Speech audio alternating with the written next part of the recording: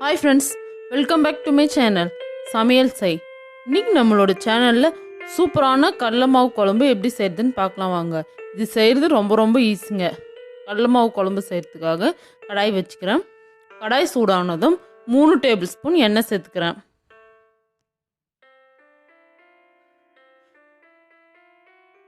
எண்ணெய் சூடானதும் கடுகு, சீரகம், கடலைப்பருப்பு 3 1 டீஸ்பூன் சேர்த்துக்கிறேன். கடுகு நல்லா பொரிட்டும். கடுகு பொரிஞ்சதும் ஒரு வெங்காயம் கட் பண்ணி வச்சுக்கிறேன், அதை சேர்த்துக்கிறேன். 2 கொத்து கருவேப்பிலையில சேர்த்துக்கிறேன்.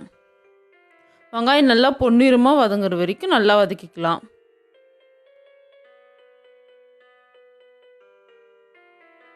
வெங்காயம் நல்லா இந்த அளவுக்கு வதங்கினதும் 100 கிராம் பச்சை மிளகாய் கட் பண்ணி வச்சுக்கிறேன், அதை சேர்த்துக்கிறேன்.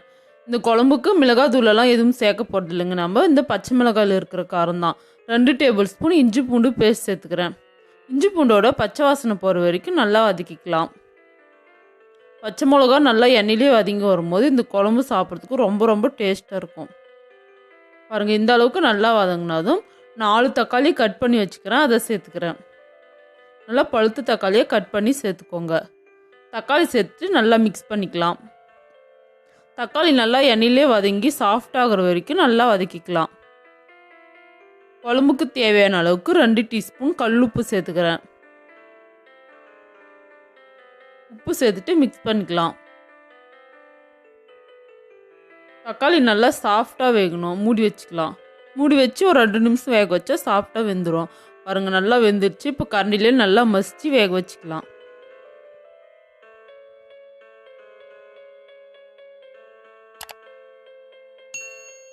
இந்த அளவுக்கு நல்லா எண்ணெய் பிரிஞ்சு வந்ததும் ஒரு சின்ன டேபிள் ஸ்பூனில் 1 டேபிள் ஸ்பூன் மஞ்சள் பொடி சேர்த்துக்கிறேன்.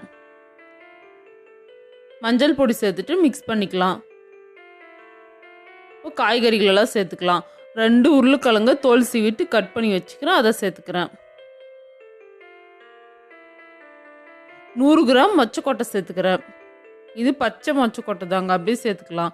காஞ்ச மொச்சக்கொட்டையாக இருந்தால் வேக வச்சுட்டு சேர்த்துக்கோங்க.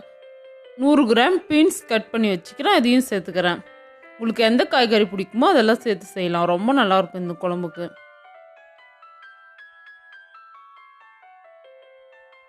2 கத்திரிக்காய் கட் பண்ணி வச்சுக்கிறேன், அதையும் சேர்த்துக்கிறேன்.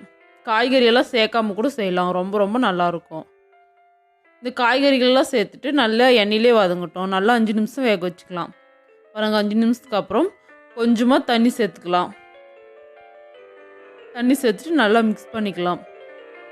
காய் 50% நல்லா வெந்து வரணும். அதுக்கப்புறம் தான் நம்ம கடலை மாவு சேர்த்துக்கணும்.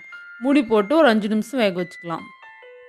பாருங்கள், நம்ம போட்ட தண்ணியெல்லாம் உறிஞ்சிட்டு சூப்பராக காய் பாதி அளவுக்கு வெந்துடுச்சு.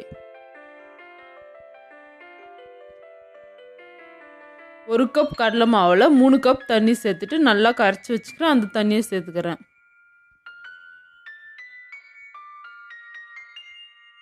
சேர்த்துட்டு நல்லா மிக்ஸ் பண்ணிக்கலாம்.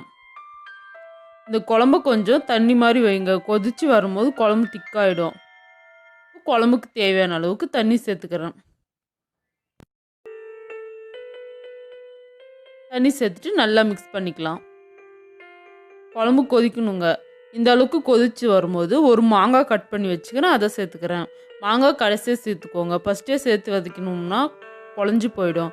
இந்த மாதிரி கொதி வந்தபோது சேர்த்துக்கினா தான் கரெக்டான பதத்துக்கு வெந்து வரும். இது கூடவே ஒரு கைப்பிடி அளவுக்கு திருவி வச்சுக்கிற தேங்காய் சேர்த்துக்கிறேன்.